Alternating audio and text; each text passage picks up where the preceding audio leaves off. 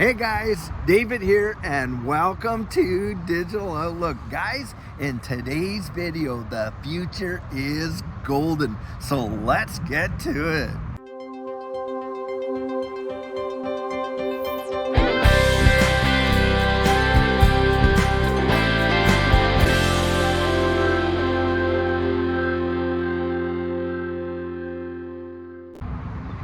So guys, just check out this beautiful place. Hey, I've done a few videos out here. This is out in Allen, Texas, and it is an absolutely gorgeous outside mall. They got to like walk around a courtyard, and they got all kinds of stuff in here. Got this playground over here, and you know, there's a walking park. We're gonna walk by it in just a second over here, but it's really quite amazing. And guys, I love coming out here and doing these kind of walkabouts, just kind of talking and thinking about this ecosystem that we're all a part of. Guys, what we're watching right now is really just the beginnings of how things are changing. Now, I know it feels like, wow, so many things have happened, and you know, we're missing the boat, or the train has left the station kind of thing. And not even close. The reality is, we are just so new. This space, really new. It hasn't even scratched the surface of what's coming, but we know that it is. And in fact, we can see literally the transformation of this economy into this new digital economy, and in a powerful way, which affects literally everything that we're doing. Well guys, today some articles have been coming out, and a lot of them having to do with the change that Ripple has actually just come out and said about the stable coins and stuff like that. And Brad Garlinghouse literally slammed CoinDesk for one of these articles where they're coming out saying, oh wow, this stable coin's gonna replace XRP, and on and on and on. What an absolute load of FUD that was. Now, I'm just gonna settle this right here. If you don't know how the XRP ledger works, this is how it actually works. XRP and the XRP ledger go hand in glove. You cannot have one without the other. The XRP ledger is not going to work without XRP. It's that plain and simple. And it is the native asset that they utilize that makes it is literally the oil for the XRP ledger. Now, yeah, you can create other assets on the XRP ledger, but you cannot have no XRP. And of course, Ripple is not out there to destroy XRP. And the stablecoin, what they're hoping to achieve is liquidity.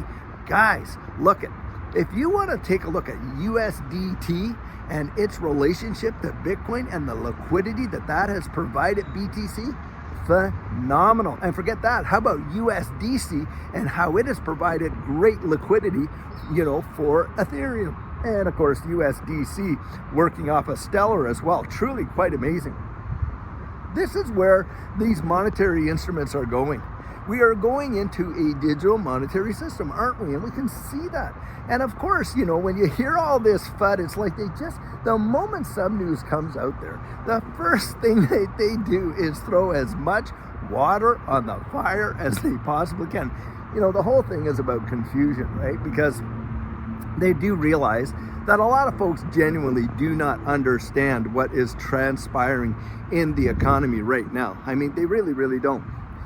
You got the Federal Reserve, and of course they're issuing out trillions upon trillions of dollars. Jerome Powell just came out and said, listen, we're going to cut the interest rates. Well, you would think, hey, what do you mean you're going to cut the interest rates? Aren't you going to, keep inflation, in check and on and on? Not in your life. The whole goal of the Federal Reserve is to inflate. I mean, that's what it is. So of course they're going to come out here, probably, I would suspect, maybe into May or June, and they are definitely going to cut the rates. Now, what is that going to do for the broader economy? Well, what that's going to do is it's going to cause a lot of money to move into risk on assets. That is exactly what it's going to do. And you're going to watch these equity markets and of course digital asset space just pump like you have not seen. It is just going to go wild. That is how they've always done it. When the DXY falls down like that, well, hey, equities and of course digital assets, they just go bananas because it's that inverse correlation, with the strength in the dollar. It's just how money moves, right? If the dollar is strong, well, hey, you're going to see a lot of T-bills. You're going to see all that kind of stuff. Money's going to go into that. When the dollar's weak, and stuff like that. Well, people take their money, they move that, and they move it into risk on assets. Why? Because they're looking to get the best amount of appreciation that they possibly can.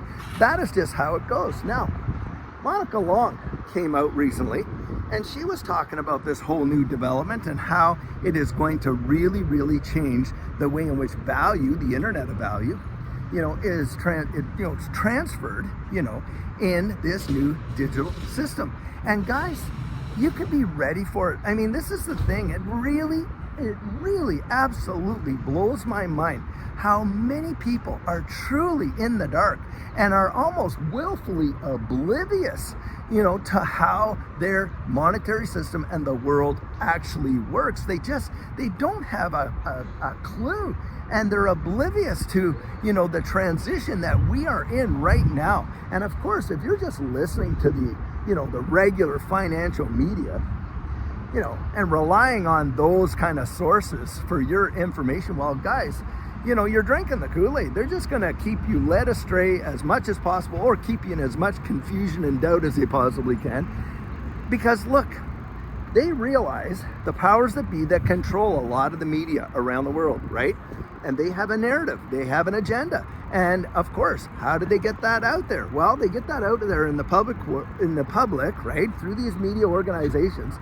And they do it with intention. There is a plan at play. Don't think that the news that you're getting is really news. It's information that is being used to literally sway major amounts of the population one way or the other. That is how it is. That is how it's always been. That is what the Fifth Estate represents. And we know that. And psychologically, they've absolutely proven it. And of course, they employ those kind of techniques when it comes to the mass market and how to move people. One of the things that I kind of show, in my coaching that we go over is, of course, the psychology of this marketplace. Guys, you need to educate yourself about that, because the psychology of this market and how they will work the psychology in the market and how they interplay that hand in glove, of course, with our media today, is so that they can actually move the market in the way in which they want it to move.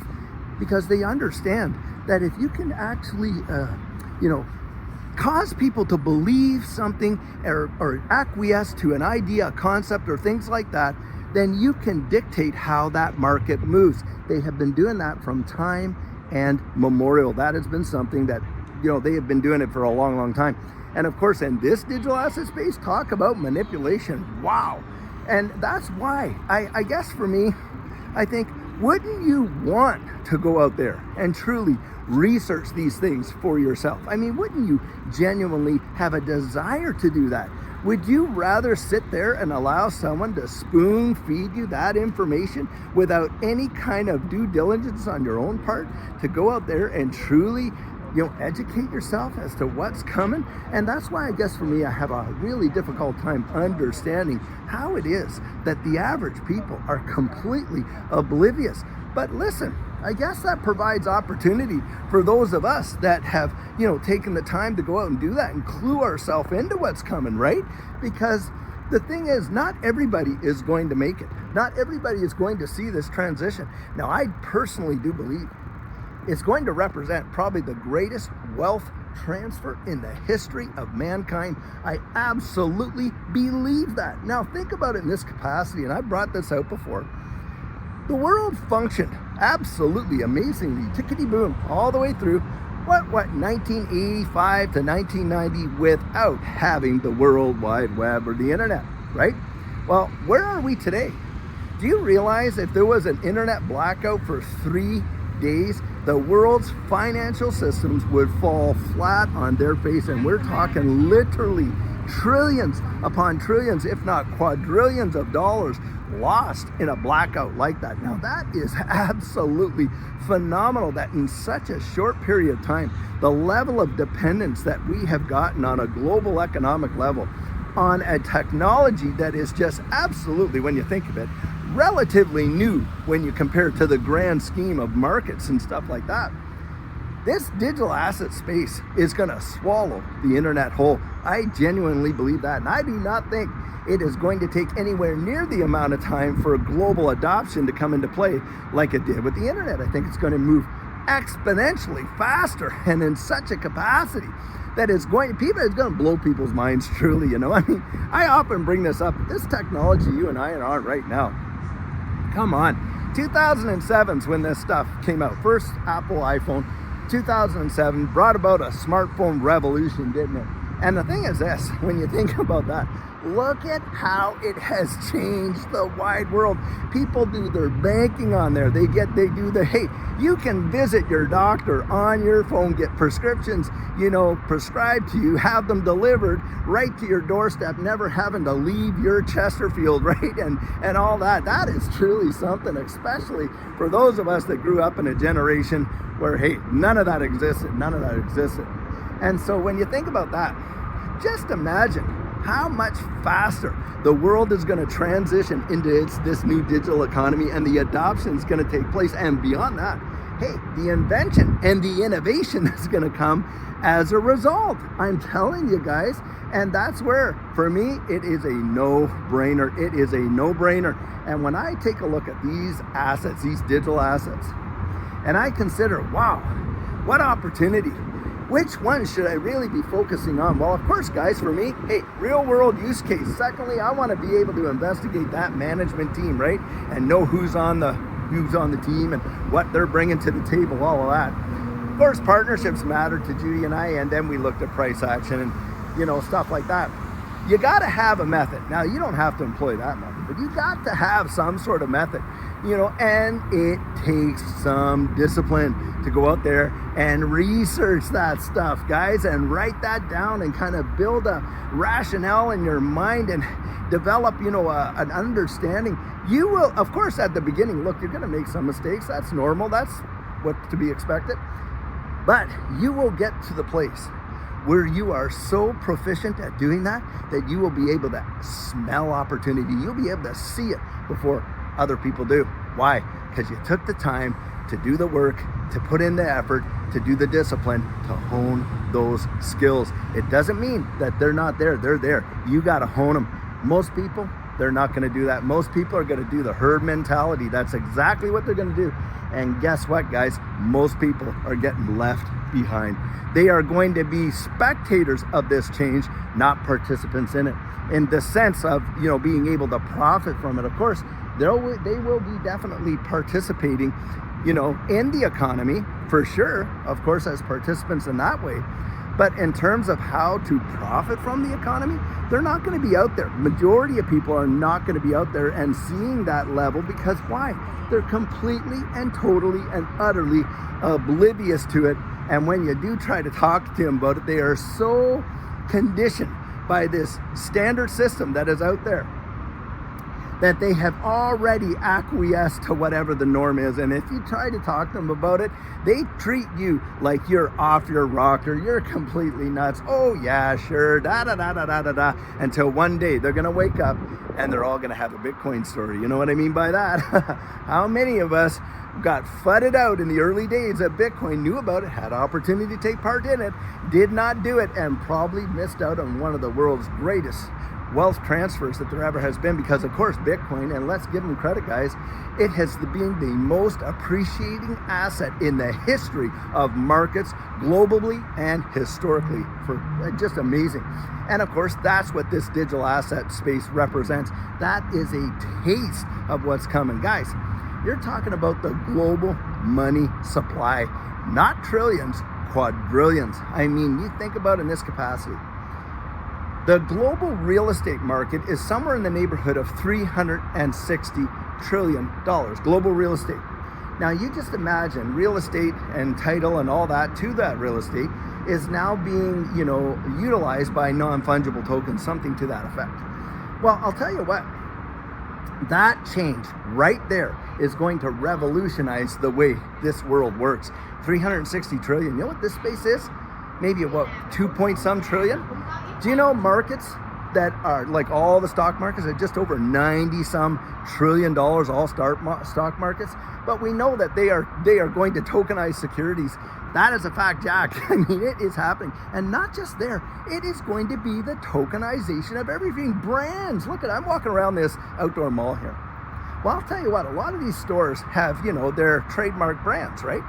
Those brands are going to be tokenized. You had better believe it. And you want to know an area to look at for that? And especially with the NFTs. You want to look at like Disneyland, or you want to look at like, you know, some of these big players and stuff like that, you know, when you're talking about those kind of things, you know, like Warner Brothers or movies or music, and it's happening already. I mean, we see a lot of musicians out there, and of course they are utilizing NFTs, and that is just the tokenization through non-fungible tokens.